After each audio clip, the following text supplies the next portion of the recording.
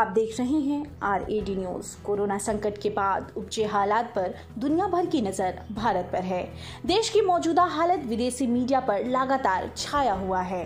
Britain का independent हो या गार्जियन, चीन का ग्लोबल टाइम्स हो या फ्रांस का ली मांडे, यहाँ तक कि पड़ोसी मुल्क बांग्लादेश का छोटा सा अखबार न्यूज एज सब दिल्ली आदि शहरों के शमशानों में धू धू कर जलती चिताओं की तस्वीरें छापकर त्रासदी पर रिपोर्ट और टिप्पणियां छाप रहे हैं। फ्रेंच अखबार ली मांडे ने अपने संपादकीय में लिखा है कि भारत की मौजूदा कोविड त्रासदी के लिए दोषी बातों में कोरोना वायरस की अप्रत्याशितता के अलावा जनता को बहला फुसला कर रखने वाली सियासत और झूठी हेकड़ी भी शामिल है।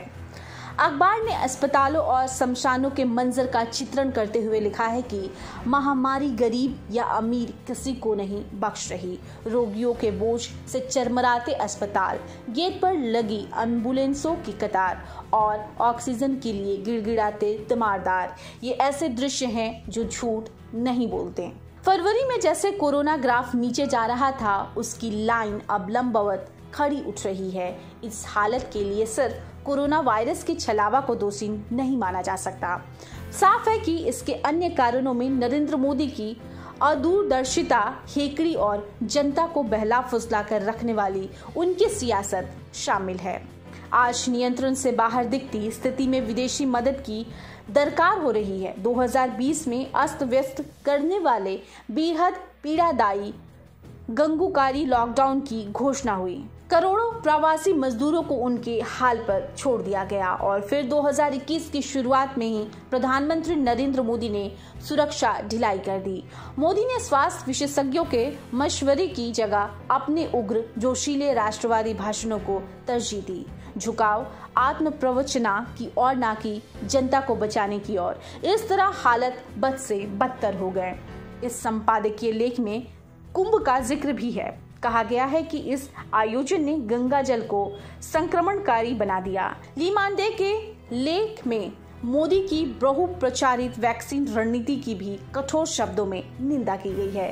कहा है कि मोदी की वैक्सीन नीति महत्वाकांक्षाओं का पोषण करने वाली थी। ये देखा ही नहीं गया कि देश में वैक्सीन उत्पादन की क्षमता कितनी है। फ्रांस के ली मांडे अखबार के अलावा ग्लोबल टाइम्स, इंडिपेंडेंट, गार्जियन आदि ने भी जलती चिताओं के चित्रों के साथ भारत के हालात पर रिपोर्ट छापी है। इन अखबारों ने लिखा है कि शमशान के छोटे पड़ जाने पर यहाँ वहाँ खाली जगहों पर शव जलाए जा रहे हैं। ग्लोबल टाइम्स ने भारत में रहे कोरोना पीड़ित एक चीनी नागरिक के हवाले से लिखा है कि अत्यधिक मौतों के कारण अंत्येष्टि से जुड़ा कारोबार भी चरमरा गया है। इन तमाम रिपोर्ट्स के बीच बांग्लादेश की अखबार न्यू एज की टिप्पणी बहुत ही मार्मिक है।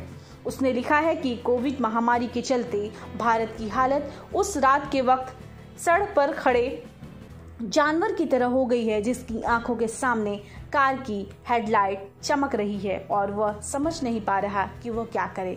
उल्लेखनीय है कि पिछले दिनों ऑस्ट्रेलिया के एक प्रमुख अखबार ने भारत सरकार की निंदा की थी। तब भारतीय हाई कमीशन ने अखबार को फटकार लगाई थी।